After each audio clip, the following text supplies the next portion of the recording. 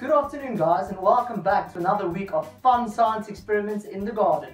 This week we've got a bit of a change in our scenery and we will be looking at making a baking soda and vinegar volcano. So let's get right to it. This week luckily there's nothing dangerous we're working with, so we won't need our safety goggles and we certainly don't need our gloves. So let's get right to what we'll be needing today. Our first ingredient are bicarbonate of soda or baking soda. Secondly, we'll use this little glass container as our volcano base. Thirdly, a nice little cup that we can use to keep in our ingredients. Then for our nice lava color, of course we're going to need some food coloring. Red if you have it. Something to help us pour in our baking soda and vinegar. Some dishwashing liquid. Our white spirit vinegar. We used this last week as well as one of our pH tests. And lastly, a set of spoons. This is only one, but you can use a little one as well. And then for my experiment, I decided to imitate a little garden for our volcano setting. So our first step we will be doing is adding 3 to 4 tablespoons of baking soda to our container. Take a look.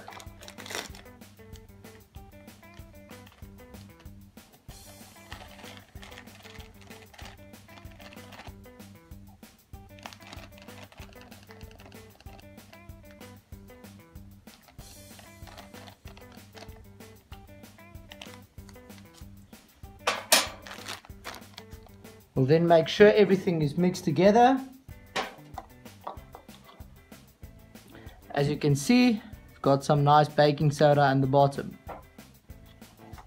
For our next step, we are going to add 1 teaspoon of dishwashing liquid.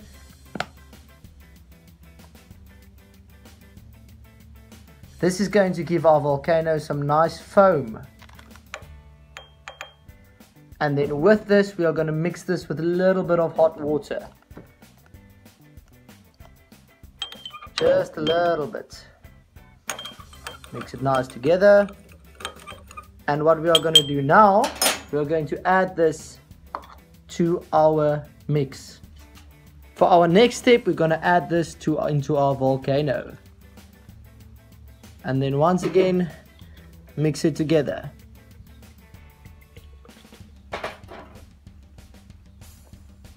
Until most of it is mixed in nicely. Okay, so now another important step. Next part is we're going to take some food coloring and add a few drops to that as well, to give our volcano its nice red lava color. You can add as much as you want to, depending on how you want your volcano to look.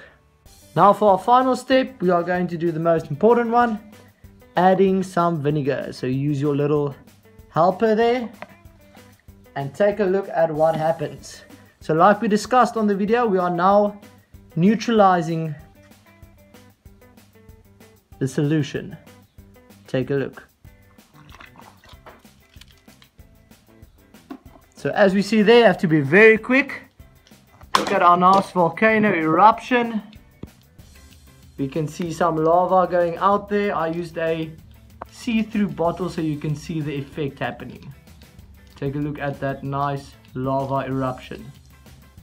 You can also add some more vinegar, some more baking soda to get some different results.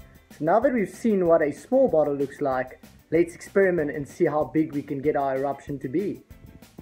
So what we are going to do now is copy the exact same steps as the beginning of our video and see what result we get. So the most important thing to notice now is we're going to use much more of our ingredients since our bottle is much larger. Firstly, we are going to add a very large amount of baking soda. Then we add our food coloring and our dish soap as well as a bit of water and mix it all together. And now for the fun part, it is eruption time! Just look at that volcano go. Go, go, go, go, go!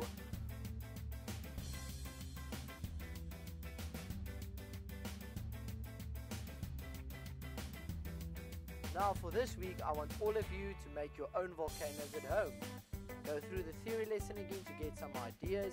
You can use some paper mache and some wires to form a structure for your volcano. You can even paint it. This week's activity, I want you to make your own volcanoes and make them erupt just like I've shown you now with this basic video, and we are going to have a competition. The best volcano will win, and we will announce the winners next week.